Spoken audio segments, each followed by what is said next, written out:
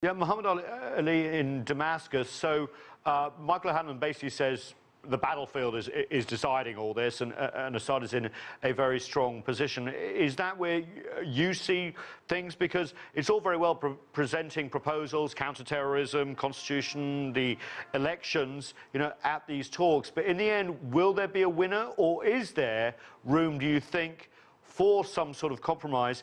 And is the position of Bashar al-Assad still under negotiation? Well, first of all, there are very important things to point out to, which is first, yes, President Bashar al-Assad is much more stronger now, in control of many parts of the country, and has very strong allies, Russia and Iran, fully on his side. This is one point. The second point, reaching a solution for this crisis, a political solution, requires at the end of the day a joint action by all countries that are involved in this unrest. And mainly, of course, we're speaking here about Turkey, Saudi Arabia, Russia, the United States, and all of the states that are involved in supporting warring sides across the country. There should be seriousness at the end of the day in order to fight terrorism. Those countries such as Turkey, Saudi Arabia, and Qatar, who have been supporting terrorist groups on the ground and calling them as so-called moderate groups, at the end of the day, they're supporting them because they have interests inside Syria. There should be talks, I believe, between the countries that are supporting warring sides on the ground first, because at the end of the day, unfortunately, the decision is not right now fully in the hands of the Syrians. There are countries fueling this unrest at the end of the day. Turkey, for example, has been providing 800 kilometers of borders for terrorists to infiltrate and get into Syria, whether they're fighting for al-Qaeda or not, or even for the so-called moderate opposition groups. And also, very important thing to say, which shows that there is no seriousness, whether by the so-called moderate opposition groups or those countries supporting them at the end of the day, to reach a political solution, a successful on the ground, is what Mr. Bashar al-Jafari, head of the Syrian delegation, said in Geneva just 2 days ago, which is that the recent attacks by the terrorist groups of the al-Nusra Front and Ahrar al-Sham in Hama, or even in Damascus, those attacks, we had groups like Jaish al-Nasr, Jaish al-Azzi, Faylaq al-Sham, and Jaish Idlib al-Har, which are considered as moderate opposition groups and which took part in the Astana talks. Those groups were fighting alongside the al-Nusra Front and were attacking Hama while there were talks in Geneva. So where is the seriousness in the talks? It seems that even Turkey is not really convinced in having a political solution right now. It's still trying to gain something militarily on the ground for its own interests. That did come up in the Geneva talks, the fact that regular opposition were using territory controlled by these groups to launch attacks.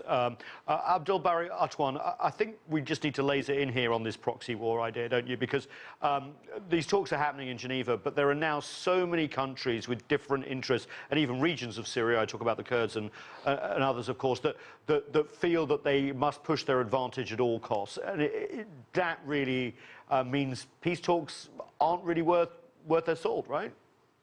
Well, I believe, this talk is a repetition of failure. We cannot see a seriousness actually toward a political solution simply because there are a lot of players here and everybody is buying times. There is, the American new administration is actually extremely busy. They are not involved in the Syrian questions. The focus now is completely not on Geneva talks. It is in Mosul, where the Mosul battle in particular, to root out the Islamic State or ISIS, as they call it. Also, the preparation for the Raqqa battle, which could be very imminent and very soon. So I believe Geneva talk actually is a routinic one. Even the man who's supposed to supervise this talk, de Mistura, he is not welcomed at all in Damascus, neither in the present or in the future. And there are rumors that he already resigned, and now he is in Amman. And instead of being in Geneva, he actually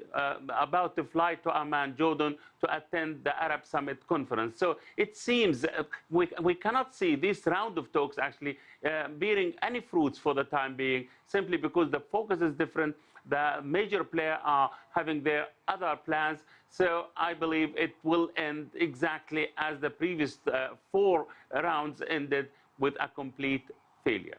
Okay, I want to put a quick question to both our Russian and our American guests. Let's start with you, Michael. Can you see, now we'll talk about ISIL separately, but can you see any cooperation in the future from a Trump administration with Russia and the Syrian government and potentially Iran on the ground against militant groups in Syria?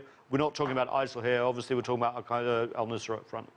Well, yes, I could see the possibility, but I think that it's only going to go very far if we have some way of agreeing on a political framework for the future of Syria that we can all accept. It may not be anyone's top preference, but as long as it is acceptable to Russia and the United States and other key parties. And I think the elements of that deal involve Assad staying in power, at least temporarily, and then handing off to some group of partly friendly individuals. So in other words, the whole Geneva process is changed fundamentally.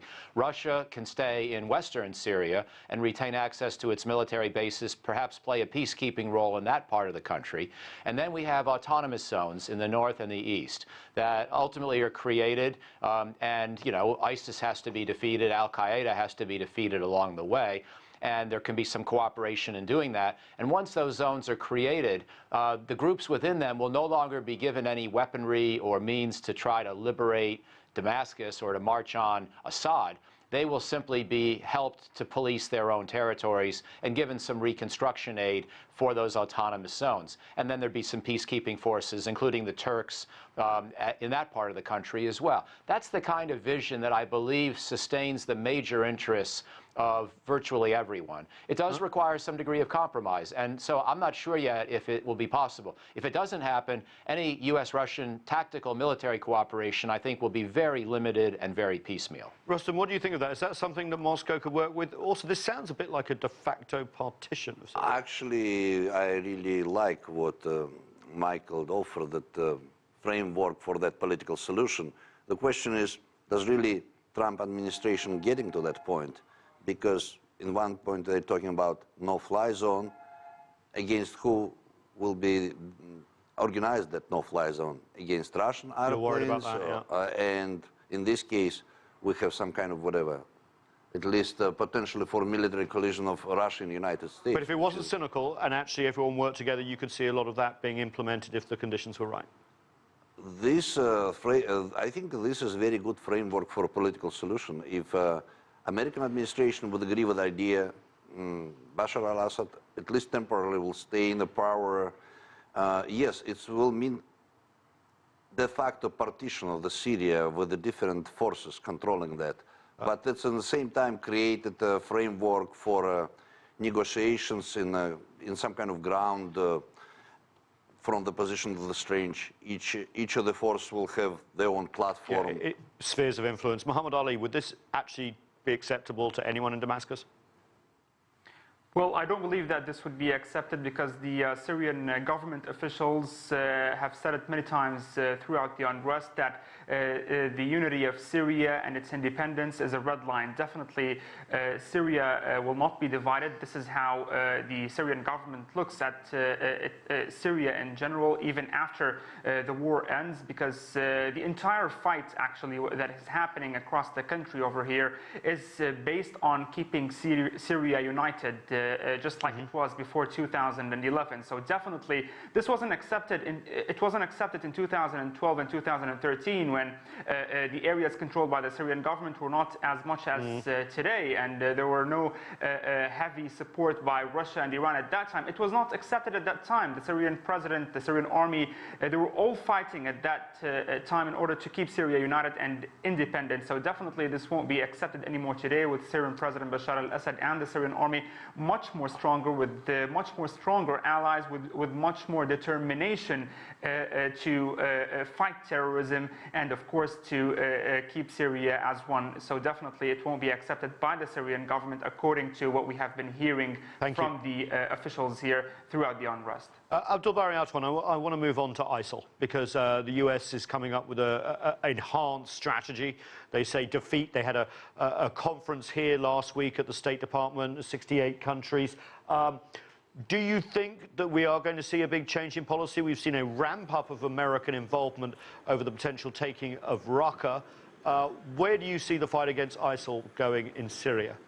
Well, I believe, when we talk about Mosul, for example, the battle in Mosul faced a huge difficulties, to take over the western part of the city, or the old city in particular, because it is very, very narrow alleyways, and also because the American committed, a so-called massacre in Mosul when they bombed the area there, and about 200 people or more were killed. So there is a huge anger among the Iraqi people, and in the Raqqa? Sunni in particular, because of this American raids. Yes. And when we talk about Raqqa, again, the problem is, there are the Syrian democratic forces, which are backed by United States in particular, and some Arab units. They are they managed to take over an Tabqa, which is very close to Raqqa, and they are about to move toward Raqqa to root out the Islamic State. The problem is there are some sort of opposition from the Turkish side, and also definitely the Syrian government itself will be amazed how it is completely left alone or left aside from this liberation of a city supposed to be Syrian. So until they sort out, what will happen, what will be the future of the administration in Raqqa? Who will rule Raqqa, for example? Is it going to be mixed government or mixed administration, for example, between Arabs and Kurds? And why the Kurds should be there? It is an Arab city. So I believe Raqqa will be a problematic city, a problematic battle also. So I'm not surprised if there will be some clashes here with the Russian, who are sided completely, and there is no proper consultation with the Russian, who have the upper hand in Syria. Why they are not involved in the liberation battle of Raqqa, the way they did, for example, in Aleppo, the way they did in Palmyra. So I think it will be a very, very difficult situation in the coming future, in the coming few days or weeks, until they sort out all these questions, all these problems. I think the Raqqa battle could postpone a bit. Thanks. I want to go to Rustem in a minute, but Michael, can you pick up on that? US strategy in Raqqa, if they are sending in more troops, more support, once it's liberated, there could be a fight for it. Especially because the Kurds want to have control, so many different actors in there. Would the US go in, and do they have an exit strategy? I don't think the United States is likely to put very many people on the ground to liberate Raqqa. So there'll be a big fight afterwards, which they... Well, there could well be, which is part of why I think that no matter what my friend in Damascus or President Bashar al-Assad may prefer, the notion of some kind of devolution of governance in the east and north may be the least bad option. And it does not have to be permanent. This doesn't have to be something where Syria is divided forever. And by the way, while I understand your use of the term partition, I don't use that term, because people hear that word and they think you're talking about a permanent de jure division of the country. I'm talking about autonomous zones for a temporary period. And I think the autonomous zone that I propose in and around Raqqa will have to have some degree, perhaps, of international help, because I think otherwise you get into the dynamics you were referring to, where the liberation of this area from ISIS could then lead to a contest among various local parties, and really sort of a Somalia-like fight that becomes a militia war and leaves the area just as bad off as it was before. Rustem, final word. I think still United States and Russia should get better cooperation, because so far all attempts of the Trump administration to install some sort of military cooperation with Russia in the ground fighting ISIS end up being just words, because of probably internal political situation in the United States and all debate about Russian involvement in elections. And regarding to the Syria, all wars finally should stop after a certain amount of the spilled blood. And obviously key to decision of the Syrian problem, it's a political solution, which probably in some kind of Lebanese manner include all different groups and find some sort of proportional representation in the government. Well, fascinating discussion. Wish we would take further. Voices from Moscow, voices from Damascus, voices from across the Middle East, Washington, D.C. and Geneva. Thanks so much. That's it for this edition of The Heat. Thanks so much for joining us.